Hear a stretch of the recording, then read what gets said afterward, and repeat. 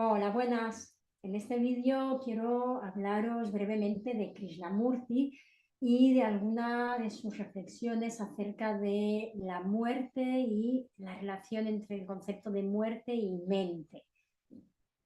A partir del 23 de octubre a las 7 de la tarde vamos a reunirnos cada miércoles para hacer la lectura de este libro sobre la vida y la muerte, que es una recopilación de varias de las conferencias y charlas en las que Krishnamurti reflexionó sobre esta temática, y al hilo de esta temática aparecen muchos otros temas de reflexión y de autoindagación, como son la cuestión del amor, el miedo, el dolor, el tiempo, la identidad, las creencias. Así que a partir de ese miércoles vamos a reunirnos los miércoles para ahondar y profundizar en varios de estos temas. Y bueno, esta primera sesión es abierta, así que estás invitado simplemente inscribiéndote a través del correo contacto@montserratsimon.com. Te dejaré la información aquí debajo. ¿Por qué Krishnamurti? ¿Por qué este año emprendemos esta lectura de Krishnamurti? Bien, principalmente por propuesta de algunos de los asistentes a otras promociones, a otros años de lecturas y de autoindagación a través de lecturas filosóficas. Pero sobre todo porque es un filósofo que cuando me hicieron la propuesta me resonó, porque me fascina por su capacidad de sacudir nuestras conciencias. Krishnamurti es un pensador, un filósofo de origen indio.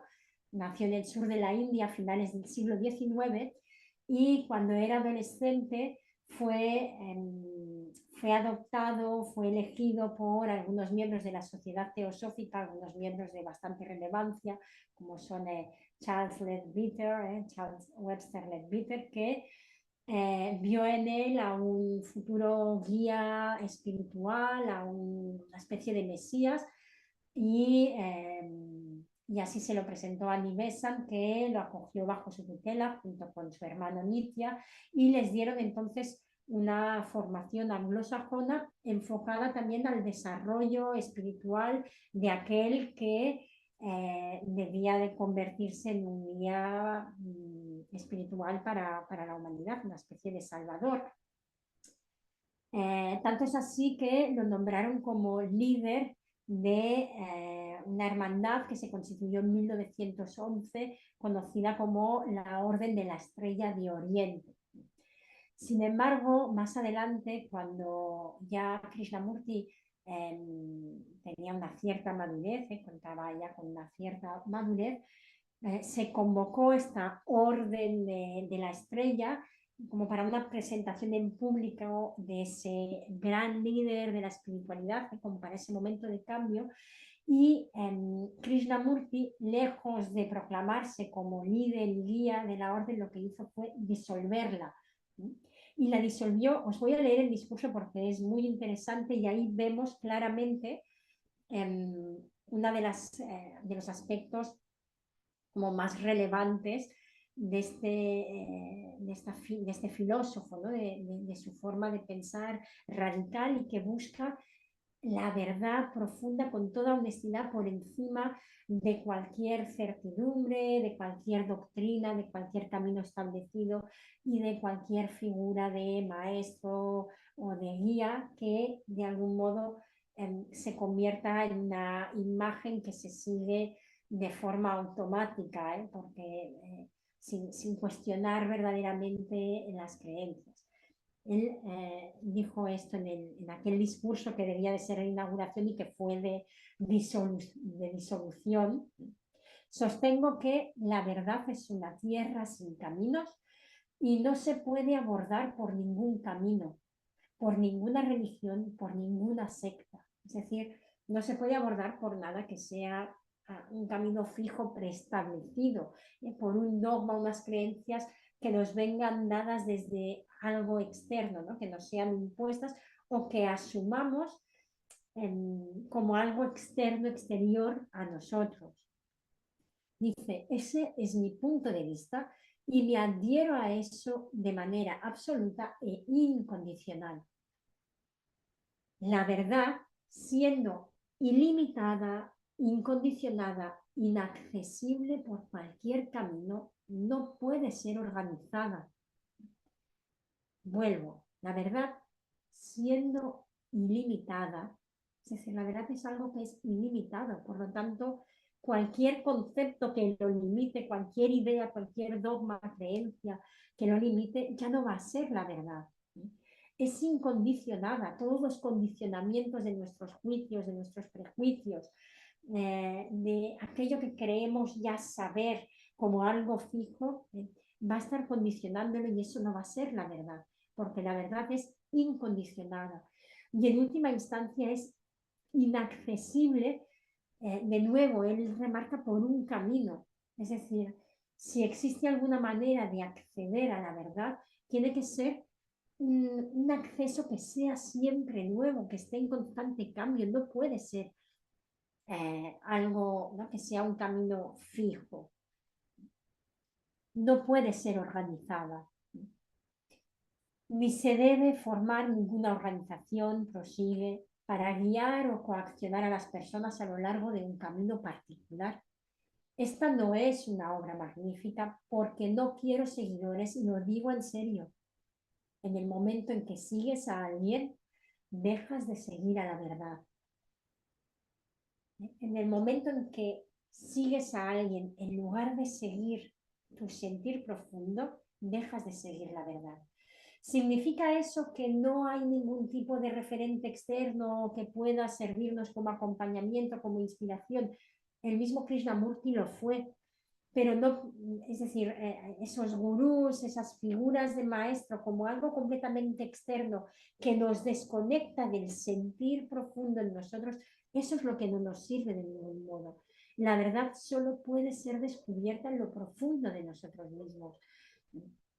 Y ese ser descubierto de la verdad, según nos va a mostrar Krishnamurti en sus reflexiones, tiene que ser algo vivo. La verdad no es algo que se alcanza de una vez y queda ya como algo fijo, inamovible, sino que la verdad es algo que se está desplegando continuamente en nosotros y en el mundo. Y por lo tanto, una figura externa puede inspirarla en nosotros, pero tiene que haber este contacto con lo que inspira en nosotros. La figura externa en sí no va a ser la verdad. Entonces, cuando se sigue a la figura externa poniendo la verdad ahí fuera y desconectando de la verdad interna, no podemos acceder a la verdad. Dejamos de seguir la verdad, como dice él. No me preocupa si prestas atención a lo que digo o no. Quiero hacer algo en el mundo y lo haré con una convicción inquebrantable. Me preocupa una sola cosa esencial: liberar al hombre. Y deseo liberarlo de todas las jaulas, de todos los miedos, y no fundar religiones, nuevas sectas, ni establecer nuevas teorías, ni tampoco nuevas filosofías.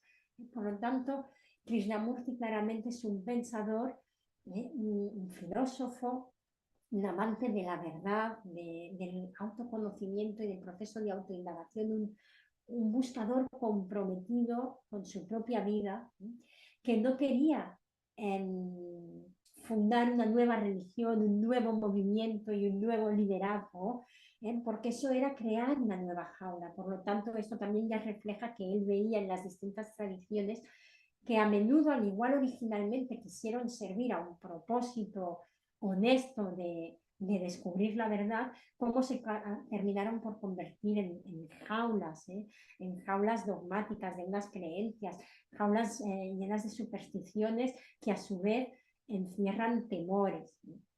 Él reflexionaba mucho acerca de esta cuestión del temor, del miedo. Y precisamente el fragmento que he elegido para compartiros aquí, en el que él establece una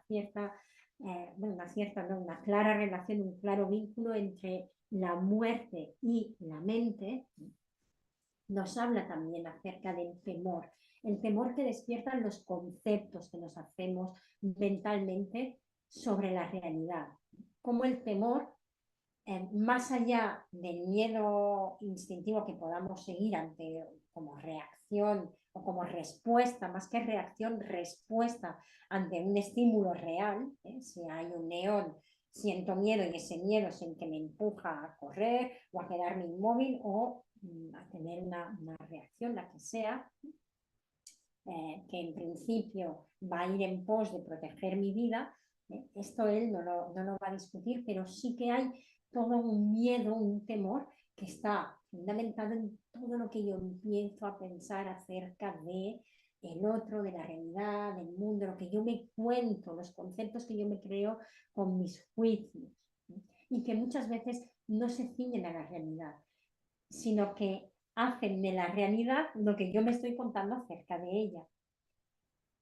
Y es que también de algún modo se está apuntando a que la realidad en sí misma hasta cierto punto es inaccesible. A lo que accedemos es a lo que vemos acerca de ella y lo que vemos acerca de ella lo vemos según lo que nos contamos acerca de ella o según el silencio.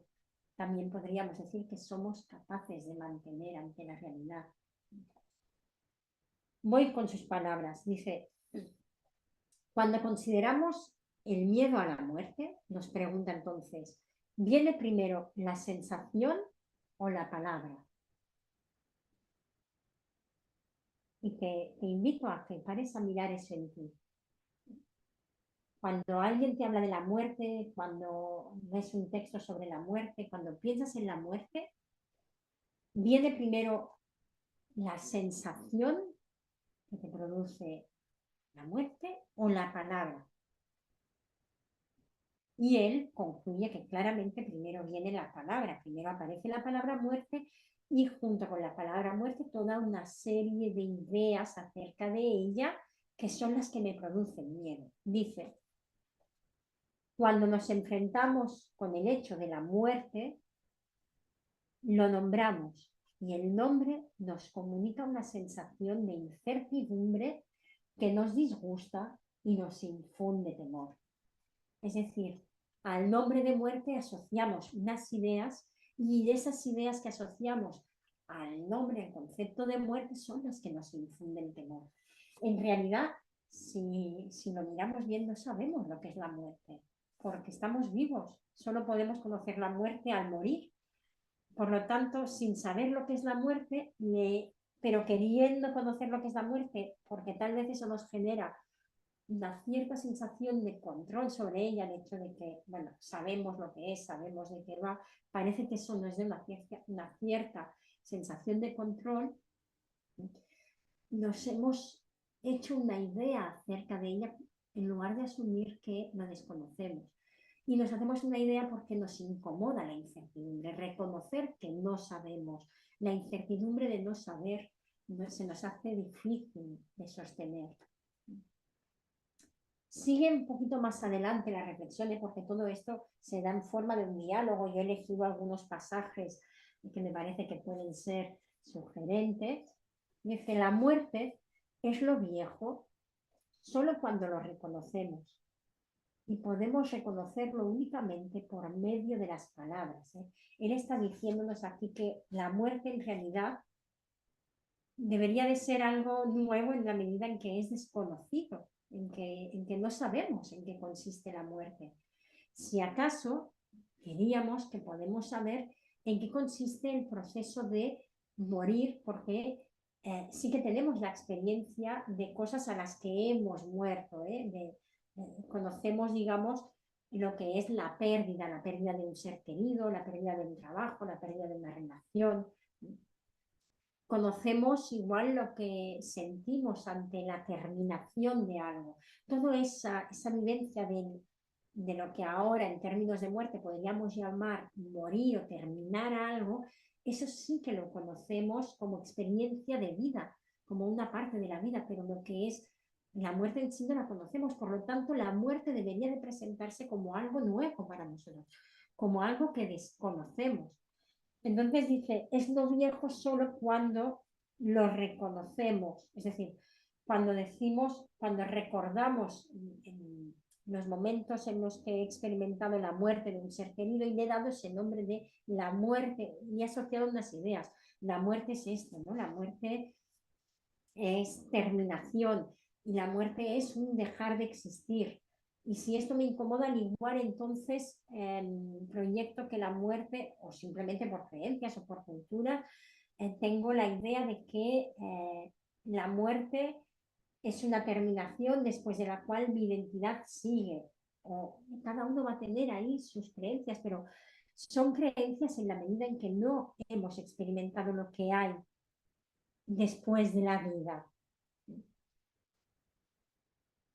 Es verdad que no voy a entrar ahí ahora en este vídeo, pero entendemos toda la cuestión de las experiencias cercanas a la muerte. Seguro que es un tema que abordaremos en algún momento a lo largo de las sesiones, de los encuentros, de personas que han estado clínicamente muertas y han vuelto, digamos, a revivir clínicamente.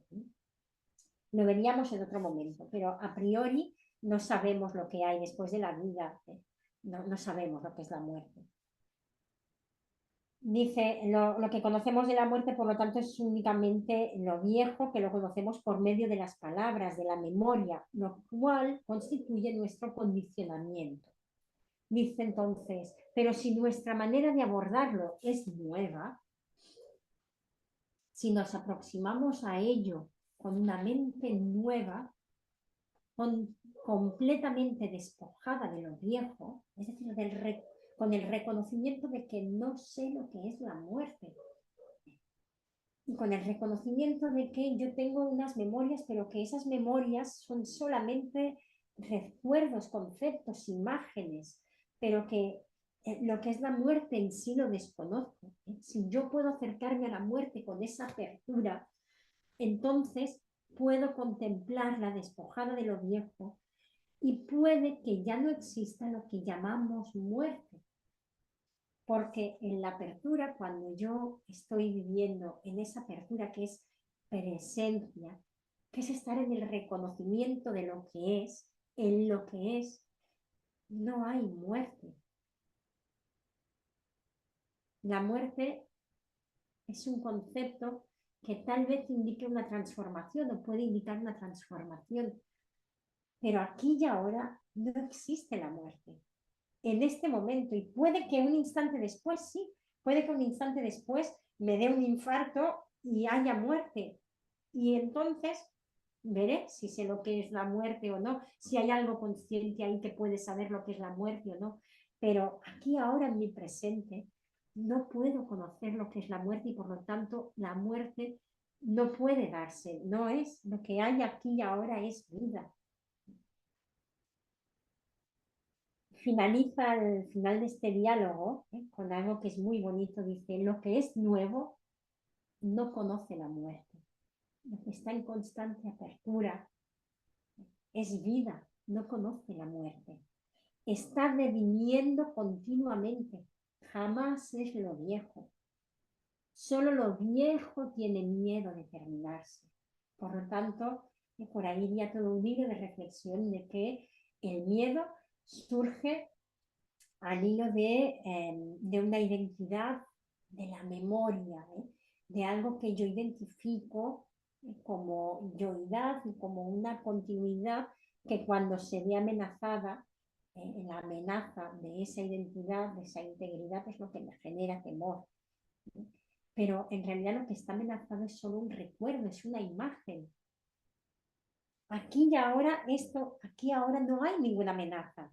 Si ahora saliese de aquí una serpiente, ahora empezase a venir por aquí una serpiente, habría una amenaza. Si ahora me empezase a sentir que me duele el pecho muy fuerte, que se me duerme el brazo, habría una amenaza real. Pero si no es viviéndola, y esa amenaza sería, lo único que podría hacer es atenderla en el momento presente en que está viviendo. Y ahí igualmente, en esa amenaza real de este momento, yo estaría siendo aquello que acompaña a lo que está sucediendo. Y fijaros bien que ni siquiera ahí entonces no sería ya una amenaza, porque la amenaza suele presentarse en el tiempo, ¿eh? Lo que sería allí es un estar constatando lo que se está dando y un accionar la respuesta que, eh, que surgiese en ese momento, que podría ser llamar por teléfono al 112, que podría ser beber agua, cerrar los ojos, respirar, que podría ser, no lo sé, ahora tendría que inventarlo. Por lo tanto, lo que es nuevo no conoce la muerte, está deviviendo continuamente. Jamás es lo viejo, solo lo viejo tiene miedo de terminarse. Y si investigamos toda esta cuestión muy, muy profundamente, veremos que es posible para la mente liberarse no solo del miedo a la muerte, sino también del miedo en todas sus formas. Es posible para la mente liberarse no solo del miedo a la muerte, sino del miedo en todas sus formas, porque el miedo forma parte de un proceso mental. El miedo es fruto de un proceso mental.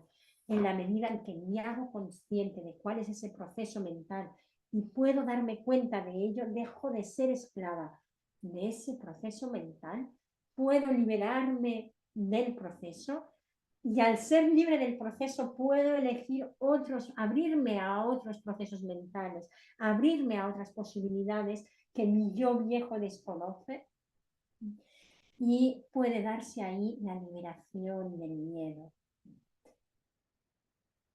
De ahí esta relación entre muerte y mente.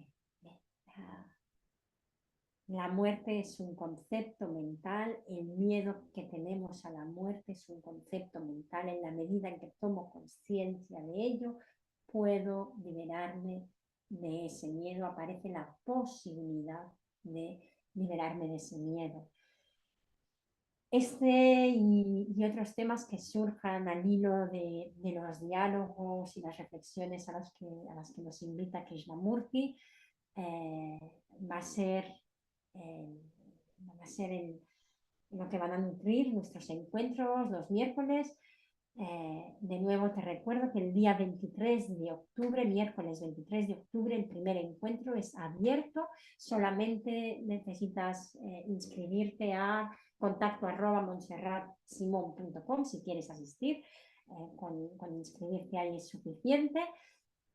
Y, y bueno, te espero con gusto que nos podamos ver allí y podamos caminar juntos, juntas en este proceso de autoindagación compartida. La autoindagación es de cada uno, por eso es auto, la autorreflexión es de cada uno, por eso es auto, pero a la vez en estas sesiones, en estos encuentros, se produce de una forma compartida, de una forma dialogada.